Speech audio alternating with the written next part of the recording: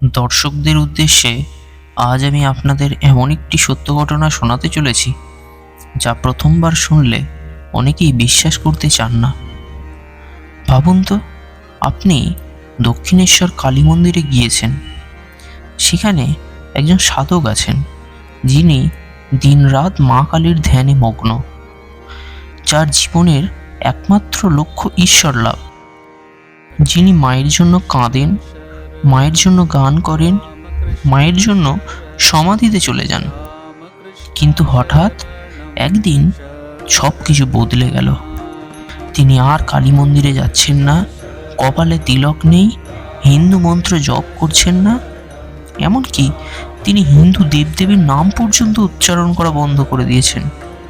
বরং তিনি মুসলমান ফকিরদের মতো পোশাক পরেছেন, আল্লাহর নাম জপ করছেন, নামাজ পড়ছেন আর ঘোষণা করছেন এই সময় তিনি শুধুমাত্র ইসলামের পথেই ঈশ্বরকে খুঁজবেন। প্রশ্ন হলো, দক্ষিণেশ্বরের কালী সাধক হঠাৎ এমন করলেন কেন? তিনি কি নিজের ধর্ম ত্যাগ করেছিলেন, নাকি এর পেছনে লুকিয়েছিল আরও কোনো গভীর অনুসন্ধান? 19 শতকের বাংলার এই ঘটনা ছিল অকল্পনীয়। ধর্মীয় বিভাজন তখনও ছিল। মানুষ নিজেদের ধর্মীয় পরিচয় নিয়েই বাঁচত। কিন্তু শ্রী রামকৃষ্ণের মনে তখন এক অদ্ভুত প্রশ্ন ঘুরপাক খাচ্ছিল।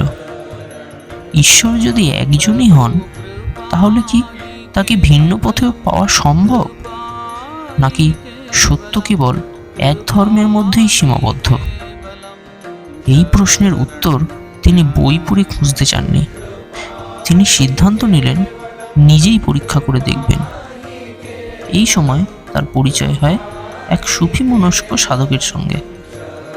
কথাবার্তার মধ্য দিয়ে ইসলামের আধ্যাত্মিক দিক তাকে গভীরভাবে আকৃষ্ট করে, আর তখন থেকেই শুরু হয় এক আশ্চর্য অধ্যায়। তিনি নিজেকে সম্পূর্ণভাবে ইসলামী সাধনার মধ্যে ডুবিয়ে দেন। শুধু বাহ্যিকভাবে নয়, মনের মধ্যে তিনি চেষ্টা করেন যেন তার চেতনার মধ্যে হিন্দু সংস্কারের কোনো ছাপ না থাকে। তিনি আল্লাহর ধ্যান করেন, মোহাম্মদের স্মরণ করেন এবং কয়েকদিনের জন্য সম্পূর্ণভাবে ইসলামী ভক্তির পথ অনুসরণ করেন। দক্ষিণেশ্বরের অনেক মানুষ অবাক হয়ে যান। কেউ বিভ্রান্ত হন, কেউ বা বিরক্ত, কেউ ভাবলেন এ কি সম্ভব, একজন কালী সাধক নামাজ পড়ছেন? কিন্তু শ্রী রামকৃষ্ণ কারো সমালোচনার কোনো উত্তর দেননি। তিনি শুধু নিজের অনুসন্ধান চালিয়ে গেছেন, কারণ তার উদ্দেশ্য ছিল বিতর্ক নয়, সত্যকে খুঁজে পাওয়া। তারপর একদিন তার জীবনে ঘটে এমন একটি অভিজ্ঞতা, যা পরবর্তী সময়ে তার ভাবনাকে গভীরভাবে প্রভাবিত করে। তিনি বর্ণনা করেন, ধ্যানের সময় তিনি এক উজ্জ্বল, গম্ভীর, আধ্যাত্মিক ব্যক্তির দর্শন পান। সেই অভিজ্ঞতার পর তার চেতনা গভীর ঈশ্বরানুভূতিতে নিমজ্জিত হয়ে যায়। তিনি অনুভব করেন এই পথেও সেই একই চূড়ান্ত সত্যের সন্ধান পাওয়া সম্ভব। কিন্তু এখানেই শেষ নয়। কিছুদিন পর তিনি খ্রিস্ট ধর্মের সাধনাও করেন, যিশুর জীবন নিয়ে ধ্যান করেন এবং সেখানেও গভীর আধ্যাত্মিক অভিজ্ঞতার কথা বলেন। এখন প্রশ্ন আরও বড় হয়ে দাঁড়ায়, একজন মানুষ যিনি তন্ত্র সাধনা করেছেন, ভক্তি সাধনা করেছেন, অদ্বৈত বেদান্তের সাধনা করেছেন, ইসলামের পথ অনুসরণ করেছেন, খ্রিস্ট ধর্মের পথ অনুসরণ করেছেন, তিনি আসলে কি খুঁজছিলেন?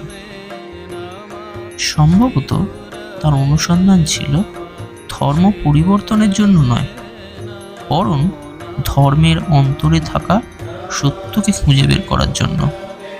তিনি দেখতে চেয়েছিলেন মানুষ যে বিভিন্ন নামে ঈশ্বরকে ডাকে, সেই নামগুলোর আড়ালে কি একই সত্য লুকিয়ে আছে। আর বহু বছরের সেই অনুসন্ধানের পর তিনি যে উপলব্ধির কথা বলেছিলেন, তা আজও পৃথিবীর অন্যতম আলোচিত আধ্যাত্মিক বার্তা।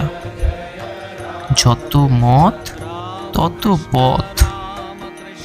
কিন্তু আমার মনে হয় এই গল্পের সবচেয়ে রহস্যময় অংশ কোনো দর্শন নয়, বরং সাহস। কারণ ঊনবিংশ শতাব্দীর বাংলায় দাঁড়িয়ে একজন কালী সাধক নিজের বিশ্বাসকে প্রশ্ন করার সাহস দেখিয়েছিলেন, অন্য ধর্মের পথ ধরে হাঁটার সাহস দেখিয়েছিলেন, আর নিজের অভিজ্ঞতার মাধ্যমে উত্তর খুঁজেছিলেন। হয়তো সেই কারণেই শ্রী রামকৃষ্ণ শুধু একজন সাধক নন, তিনি ছিলেন একজন আধ্যাত্মিক অনুসন্ধানী, একজন মানুষ যিনি সত্যকে এতটাই ভালোবাসেন যে সত্যের সন্ধানে তিনি পরিচিত সীমানার বাইরেও চলে যেতে প্রস্তুত ছিলেন। আপনার কি মনে হয়, শ্রী রামকৃষ্ণের এই সাধনা কি প্রমাণ করে?